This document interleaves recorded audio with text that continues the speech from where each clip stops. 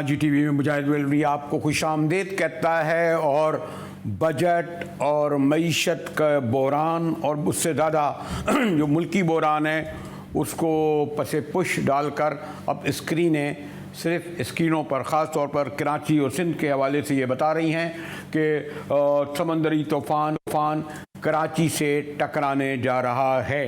ये समंदरी तूफ़ान कितना शदीद होगा इसका पेशिंगोई तो यही की जा रही है कि ये एक तो 15 और 16 जून को आएगा, बल्कि कुछ लोगों का ख्याल है कि कल से आएगा।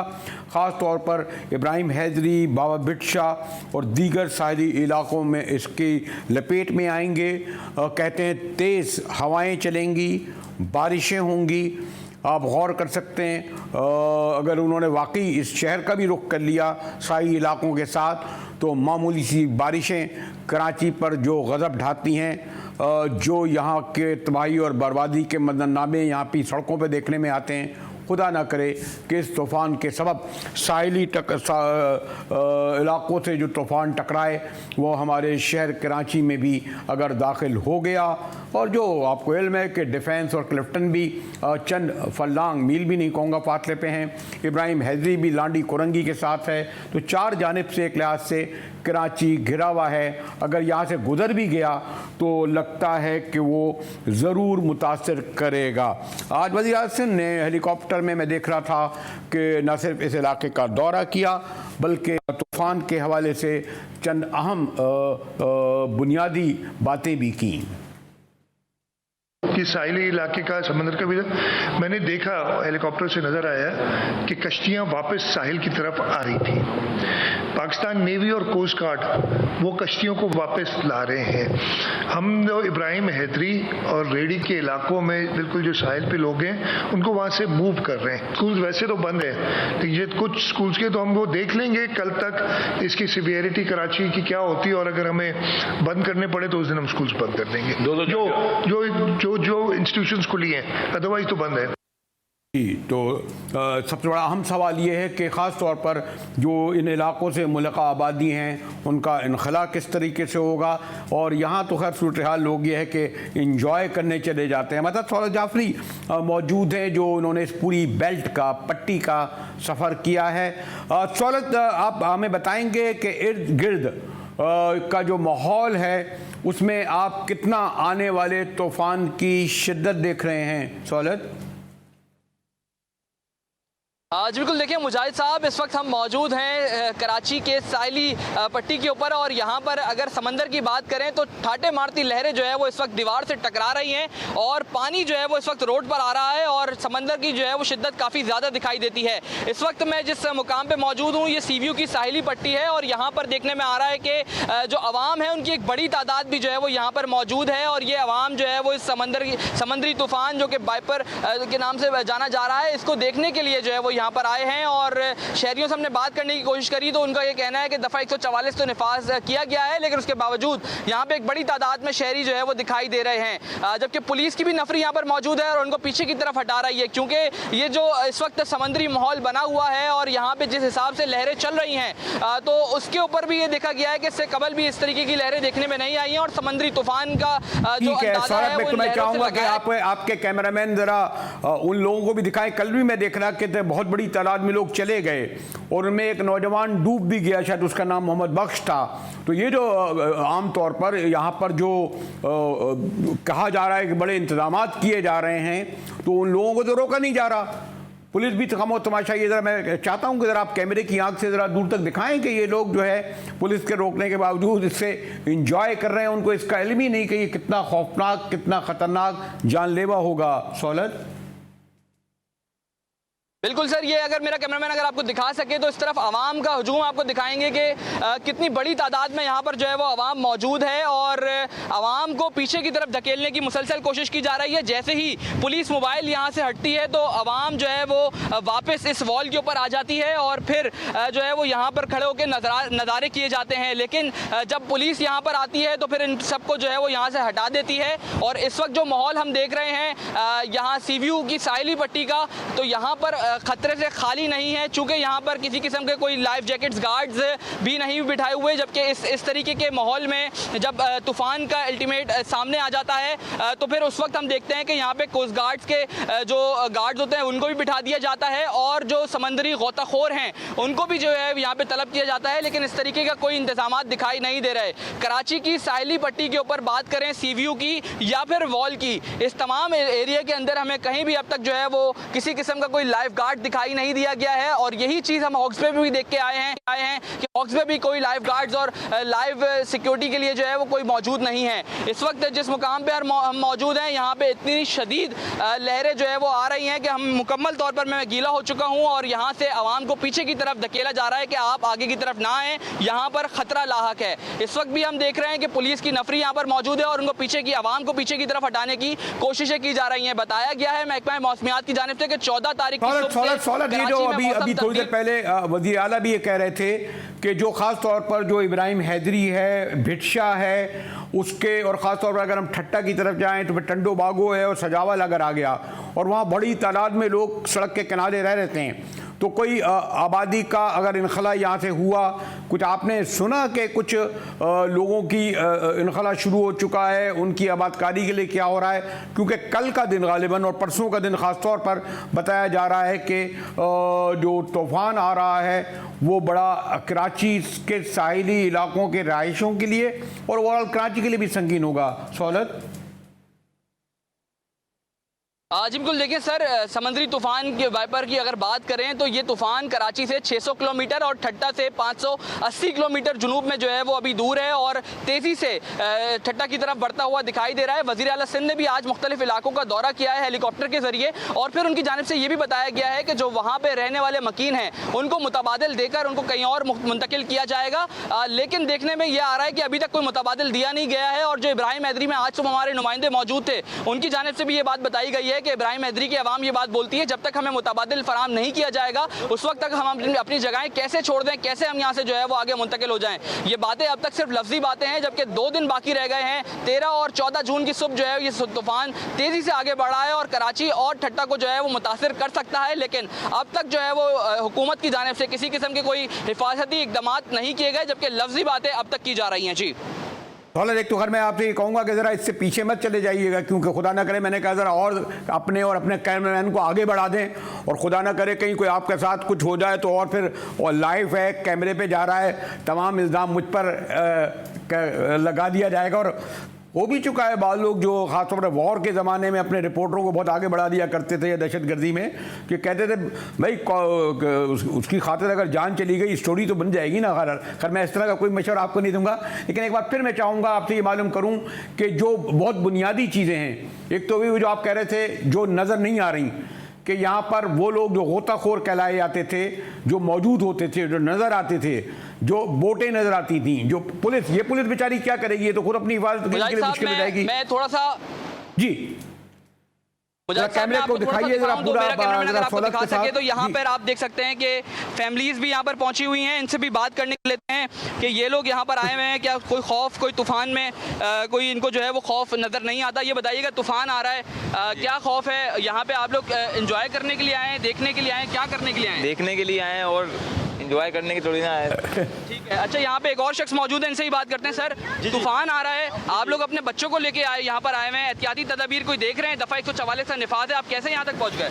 बस ये देखे सारे आए हुए, हम भी यहाँ देखने के लिए आ गए कि समंदर कितनी ऊंचाई के ऊपर आया हुआ है। देखिए माशाल्लाह ये तो बहुत, यहाँ सिक्योरिटी का कोई इंतजाम नहीं, लेकिन समंदर बहुत ऊपर है। अपने बच्चों को अपने साथ लेके आए हैं, खौफ नहीं आ रहा आपको? खौफ नहीं आ रहा, बस देख रहे हैं। खौफ क्या ना, एंजॉय करने आया, खौफ तो नहीं लग रहा इतना।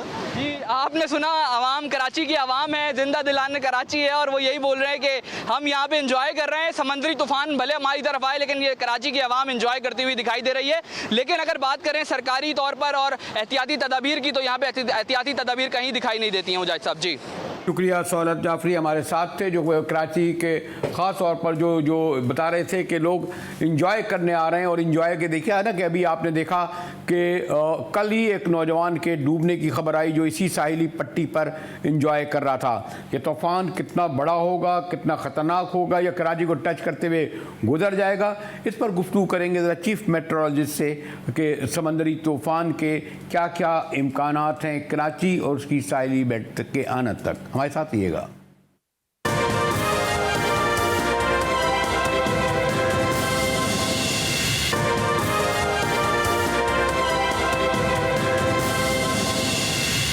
GTV में एक बार फिर मुजाहिद वेल्ली आपको खुशामदीद कहता है। और मैंने कहा ना कि सियासी ख़बरें और ख़ास तौर पर बजट के हवाले से माशी बहरान इधर 24 घंटे से पस मंज़र में चला गया है कि कहा यह जा रहा है कि जो एक तूफ़ान मुख्तलिफ साहिली इलाक़ों से होता हुआ कराची के करीब पहुँचा जाता है। ख़ास तौर पर ठट्टा सजावल के बारे में कहा जाता है, पर कराची के जो मैंने साहिली इलाके भिटशा इब्राहिम हैदरी के बारे में कहा जाता है कि वो भी मुतासर होने का इम्कान है। कराची के हवाले से कहा जा रहा है कि जनाब तेज़ बारिशें होंगी और तेज़ हवाएं भी चलेंगी। देखना ये है कि मैंने कहा ना ख़ास तौर पर 15 और 16 जून को इस हवाले से डी डे जिसे कहते हैं वो करार दिया जा रहा है, लेकिन कुछ लोगों का ख्याल है कि नहीं, कल रात से जो है ये सिलसिला शुरू हो जाएगा। हमारे साथ सरदार सरफराज चीफ मेट्रोलॉजिस्ट सिंध हैं और मान लेना चाहिए कि वैसे तो हम समझते हैं कि आफात ख़ास तौर पर ज़लज़ला हो, तूफ़ान हो, ये कुदरती आफात, उनका अंदाज़ा लगाना मुश्किल है। ये तो आपको इल्म है कि अल्लाह के हाथ में है, लेकिन बहरहाल जो टेक्नोलॉजी आई है उसमें बहुत सारे अंदाज़े दुरुस्त भी साबित होते हैं, बारिशों के हवाले से, तूफ़ानों के हवाले से, गर्मी के हवाले से, सर्दी के हवाले से। शुक्रिया सरदार साहब, आपने हमारे लिए वक्त निकाला। तो ये जो सरदार भी कहा जा रहा है कि आगे बढ़ रहा है 15-16 जून, ख़ास तौर पर कराची के साही इलाके, फिर सिंध के इलाके, ठट्टा वगैरह, क्या आप समझते हैं ये बराह रास्त क्या कराची को भी मुतासर कर सकता है? कराची आपको इल्म है कि चारों तरफ तकरीबन एक छोड़कर पानी में ही घिरा हुआ है ना, दरियाओं और समंदरों में। देखिए, कराची की तरफ डायरेक्ट टकराने का तो खतरा नहीं है, खदशा नहीं है। पहले 3-4 दिन पहले ज़ाहिर है ज़रूर उसकी जो डायरेक्शन थी उसके हिसाब से लग रहा था कि शायद सीधा कराची ही की तरफ आ जाए, लेकिन अभी उसका रुख थोड़ा सा चेंज हुआ दिखाई देता है। तो कराची की तरफ डायरेक्ट तो नहीं है, लेकिन ज़ाहिर है कि ठट्ठा वट्ठा के साहिल के करीब से गुजरेगा तो कराची पर भी उसके फैलाव की वजह से इतना असर होगा कि यहाँ भी आंधी चलेगी, तेज़ आंधी चल सकती है, 60 से 70 किलोमीटर फ़ी घंटा की रफ्तार से हवाएं चल सकती हैं और गरज चमक के साथ बारिश भी होगी। कई बार दरमियानी बारिश और किसी जगह पर तेज स्पेल भी हो सकता है, बिलखुसूस 15 और 16 जून को 2 दिन जो होंगे उसमें। तो उसके साथ साथ कराची की जो बिल्कुल नशेबी जो जजीरे हैं, नशेबी इलाके समंदर के साथ मिले हुए, जैसे रेडी गोट है, इब्राहिम हैदरी गोट है, मुबारक विलेज है, ये जो एरियाज़ हैं, लो लाइंग एरियाज़, वहाँ पर चूँकि समंदर में रफनेस बहुत बढ़ जाएगी और लहरों की ऊंचाई ज़्यादा होगी तो समंदर का पानी वहाँ पर उन आबादियों में दाखिल हो सकता है। तो कराची को इस हद तक है। अलबत्ता इसका जो रूट बन रहा है वो शुमाल मशरक़ की जानिब है। इस वक्त तो कराची के जनूब में मौजूद है, तो वहाँ से सीधा शुमाल की तरफ इसका रुख है, लेकिन 14 जून के बाद फिर इम्कान है कि ये रिकर्व होकर शुमाल मशरक़ की जानिब रुख होगा इसका, या उधर ट्रैक करेगा। तो केटी बंदर और इंडिया का जो गुजरात का इलाका है, इसके दरमियान से कहीं से उधर उसके साथ टकराने का या वहाँ से निकलने का इम्कान है। तौर पर ये कहा जाता है बीमारियों के हवाले से ख़ास तौर पर कि एहतियात जो है वो इलाज से बेहतर है।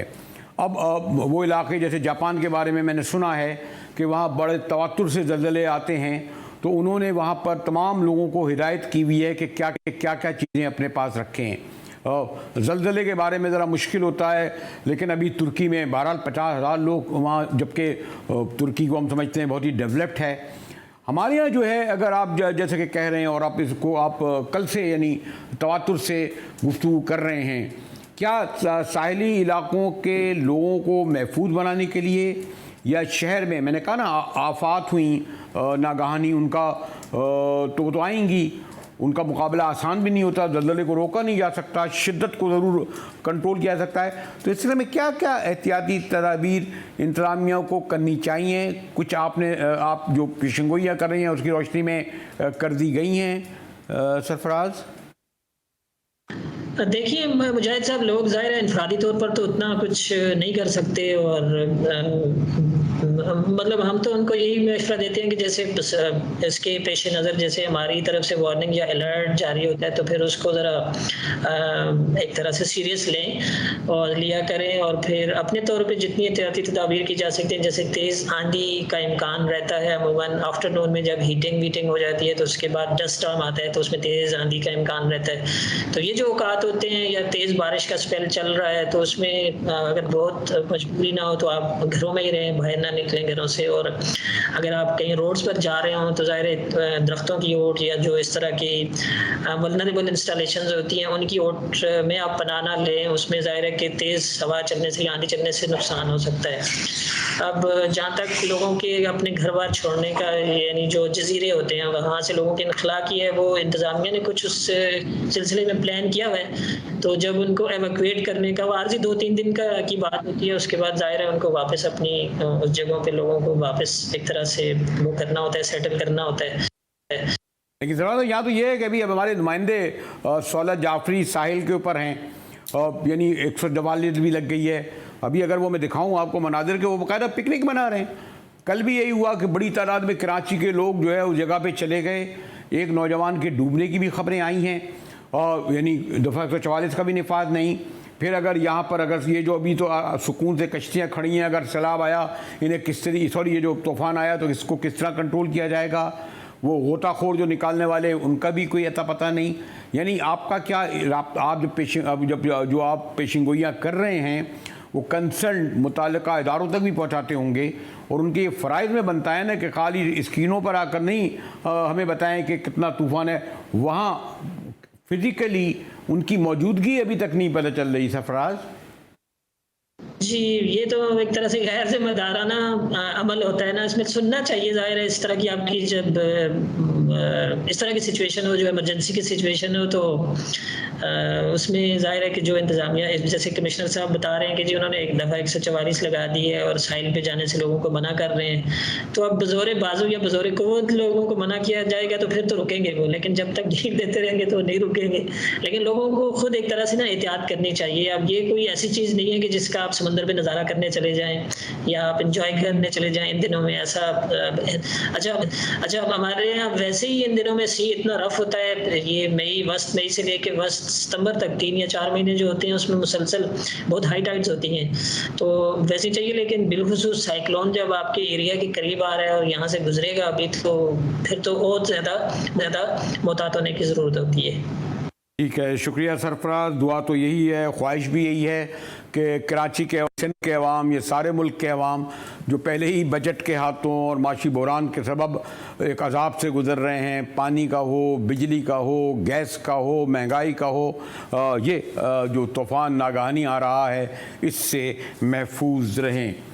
लेकिन बहरहाल बजट पर गुफ्तगू तो करनी होगी कि कुछ खुशगवार तब्दीलियाँ बताई गई हैं सरकारी लोगों के लिए, लेकिन वो तो बहुत कम रह गए हैं सरकारी मुलाजिम।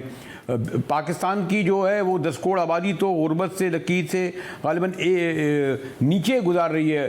उनके लिए क्या इस बजट में रखा गया, इस पर गुफ्तगू करेंगे एक ब्रेक के बाद। हमारे साथ रहिएगा।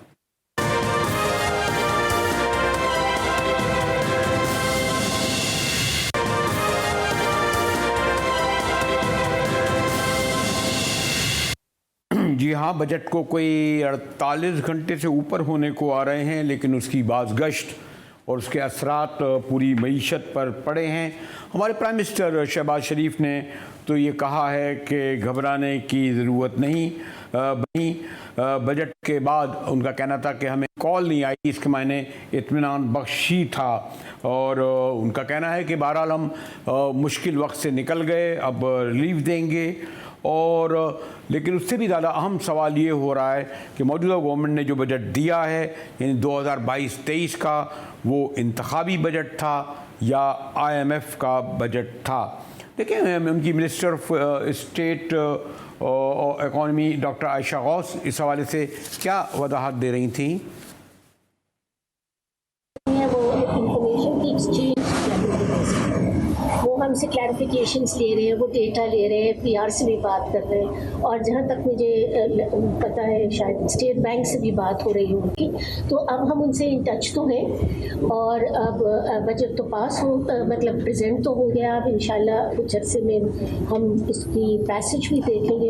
उनसे हम इन्वॉल्व हैं, हम उनसे चाह रहे हैं कि 9th रिव्यू तो हम उनसे कहें कि आप जल्दी ले लें, और एंड ऑफ जून की मीटिंग हमारा टारगेट होगा कि वो बोर्ड की मीटिंग को हमें हमारा एजेंडा रखें।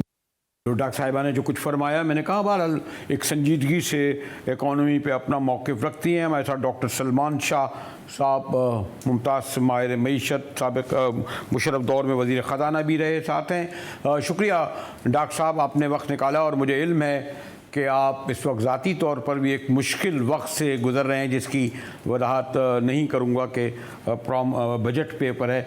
कहते हैं जी हमारे प्राइम मिनिस्टर के कॉल नहीं आई, तो इससे ये हम तासुर लें, यानी खुद प्राइम मिनिस्टर ने कहा है कि सरजनिश कोई ये नहीं की गई, इसके मायने हमने ठीक ठाक ही बजट बनाया। डॉक्टर साहब जी, मैं आपका सवाल कि IMF की कॉल नहीं आई, मतलब है कि उन्होंने एक्सेप्ट कर लिया है, तो हमें दुआ करनी चाहिए कि उन्होंने लिया, क्योंकि पाकिस्तान में इस वक्त अगर कोई रास्ता है बहाली का वो रास्ता IMF के थ्रू है। और इसी महीने उनकी एक बोर्ड मीटिंग होनी है। अगर उस बोर्ड मीटिंग में उन्होंने पाकिस्तान की रिक्वेस्ट डाल दी और हमें किस्त मिल गई, इस महीने आ गई, तो बड़ा फ़ायदा होगा उसका।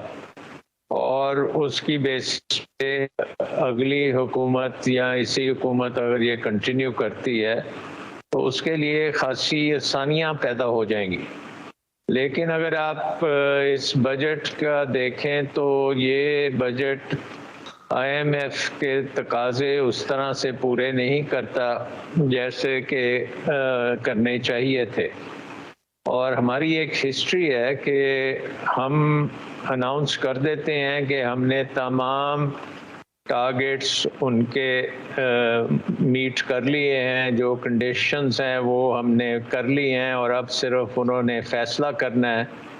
और फिर जब फैसले का वक्त आता है तो पता चलता है कि IMF कहती है कि आपने बहुत से टारगेट्स मिस कर दिए हैं और वो आप करेंगे तो बात बनेगी। तो ये तो अब पिछले 1 साल की कम से कम यही स्टोरी चल रही है। तो लेकिन डॉक्टर साहब, ये कैसे हुकूमत या उसकी क़यादत जस्टिफाई कर रही है GDP? मैंने फिर बार बार मैं कहता हूँ कि मैं तो इकॉनमी का आदमी नहीं हूँ, यानी शरह तरक्की नमो जो 6% हुआ करती थी वो 0.5% होगी, ये खुद उनका कहना है। वर्ल्ड बैंक ये नहीं मानता, वो कहता है कि 2% होगी, ये कहते हैं 3.5% होगी, लेकिन 0.5 से भी कुछ कम लोग कहते हैं कि नहीं 0.2 होगी।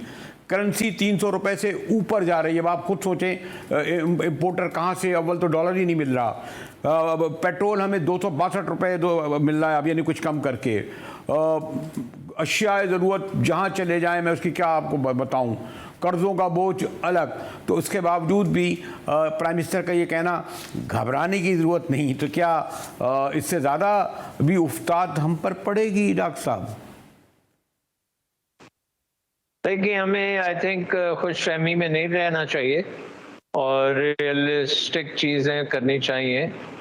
पहली बात तो बरेलवी साहब ये है कि बजट से पहले आपका इकोनॉमिक सर्वे आता है, और इकोनॉमिक सर्वे आपको पिछले साल जो कुछ हुआ है उसका एक पिक्चर पेंट करता है, और वो बड़ी डिसमल पिक्चर है। इस दफ़ा आपने देखा कि इकोनॉमिक ग्रोथ जो पिछले साल 6.1% थी वो अब 0 पे आ गई है। आपकी एक्सपोर्ट्स गिर रही हैं, आपकी रेमिटेंसेस गिर रही हैं, आपके कर्जे बढ़ते चले जा रहे हैं, रुपए की वैल्यू जो है वो गिर रही है, वो स्टेबलाइज नहीं हो रही। इन्वेस्टमेंट जो है वो 13% पे आ गई है, जो आज से मेरे वक्त में कम से कम वो 22-23% थी। तो तकरीबन 10% वो जीडीपी का गिर गई है, जो अरबों डॉलर के बराबर वो बनता है हिसाब किताब। तो ये इंडिकेट करता है कि इकॉनमी में हवा निकल चुकी है। ये एक ऐसा वो होता है ना बलून, उसमें से जब हवा निकल जाती है तो बलून बिल्कुल सुंगड़ जाता है। तो हमारी इकॉनमी भी सुंगड़ रही है और इसको कहते हैं कि इकॉनमी इज इम्प्लोडिंग। जब इकॉनमी इम्प्लोड कर रही होती है तो बहुत ज़रूरी होता है कि इस इम्प्लोजन को रोका जाए और इसके जो कॉजेज़ हैं उनको अटैक किया जाए डायरेक्टली। और पर्टिकुलरली आपकी, क्योंकि पाकिस्तान में जब ये सारी जीडीपी ग्रोथ 0 तक पहुंच गई है, इसका मतलब है कि ज़राअत, इंडस्ट्री, सर्विसेज सारे जो हैं वो बहुत बड़ी मुश्किलात में फंस गए हैं। और वो मतलब उसका ये बनता है कि सप्लाई चेन जो पाकिस्तान की डिफरेंट एरियाज़ में है, एग्रीकल्चर से लेके मैन्युफैक्चरिंग और सर्विसेज में, वो डिसरप्ट हो चुकी है। और वो डिसरप्ट इसलिए हुई है कि आपकी इकॉनमी बहुत ज़्यादा इंपोर्ट्स डिपेंडेंट है।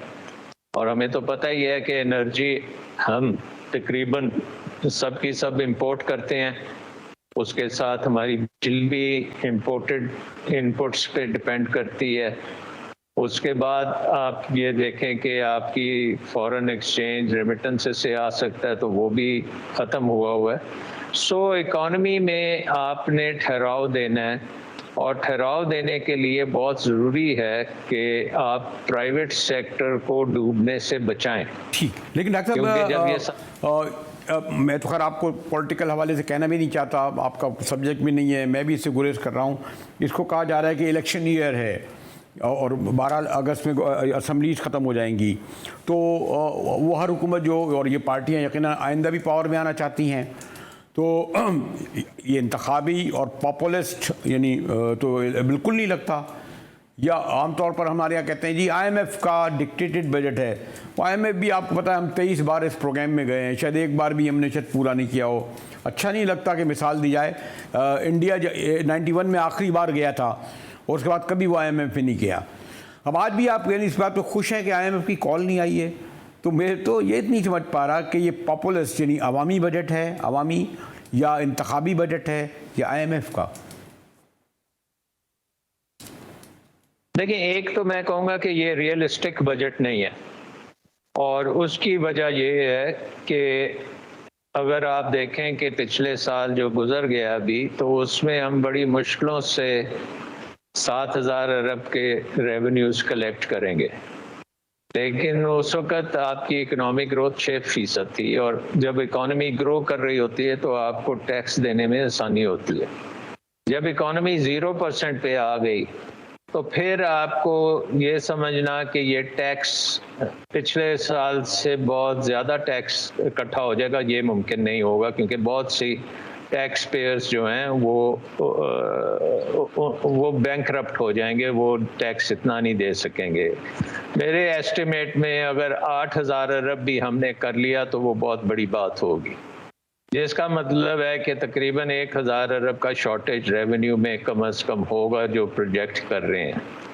दूसरी तरफ जो हमारे अखराजात हैं, क्योंकि ये इलेक्शन ईयर है, इसमें जो अखराजात ये कह रहे हैं हम करेंगे, वो आप समझ लें कि उसमें जितना कह रहे हैं उससे ज़्यादा ही खर्चा होगा। और बहुत से प्रोग्राम्स जो वज़ीर आज़म के हैं, MNAs, MP, सड़कें, ये वो बहुत से इनको पेट्रनेज किस्म के प्रोजेक्ट्स जो होते हैं वो करेंगे। प्राइमरी डेफिसिट नहीं कर सकते, प्राइमरी सरप्लस करना है। उसका मतलब ये है कि सूद के अलावा जितना खर्चा आप करेंगे वो रेवेन्यू से करेंगे। तो अगर रेवेन्यू पूरा नहीं होगा और खर्चा होता जाएगा तो वो सरप्लस ख़त्म हो जाएगा। इसका मतलब है कि IMF से आपको अप्रूवल लेनी पड़ेगी कि आपके जो फोरकास्ट है उसको वो मानते हैं या नहीं मानते। दूसरी चीज़ ये है कि सूबों में ये कहा जा रहा है कि ये कोई 600-700 अरब रुपया सरप्लस देंगे फेडरल गवर्नमेंट को। तो ये बहुत बड़ा टास्क है, तो इसको वो कैसे देंगे, ये तो जब उनके बजट्स वगैरह आएंगे तो पता लगेगा कि उन्होंने इसको किया है या नहीं किया। लेकिन ये भी एक बड़ा मुश्किल काम होगा। और तीसरी बात यह है कि इन्होंने जो अगले साल के बजट में $2.5 अरब IMF के रखे हुए हैं कि वहाँ से आ जाएंगे, तो वो एक शॉर्ट गैप है। फिर हमने देखा है कि सब्सिडीज़ 1000 अरब की हैं, जिसमें ज़्यादातर बिजली और एनर्जी और ट्रांसपोर्ट और इन चीज़ों में है, और वो सब्सिडीज हमें पता है ऊपर नीचे खासी हो सकती हैं। डॉक्टर साहब, मेरा तो ख्वाहिश थी कि आपको और ज़्यादा तफसील से सुना जाए, क्योंकि आप हम फैक्ट्स और फिगर के हवाले से डॉक्टर साहब हमेशा बात करते हैं, और अभी भी वो बता रहे थे कि ये 22,000 अरब रुपए आएंगे कहाँ से, चाहे रेवेन्यू में हो चाहे सब्सिडी हो। GTV से मुजाहिद बरेलवी को इजाज़त दीजिए।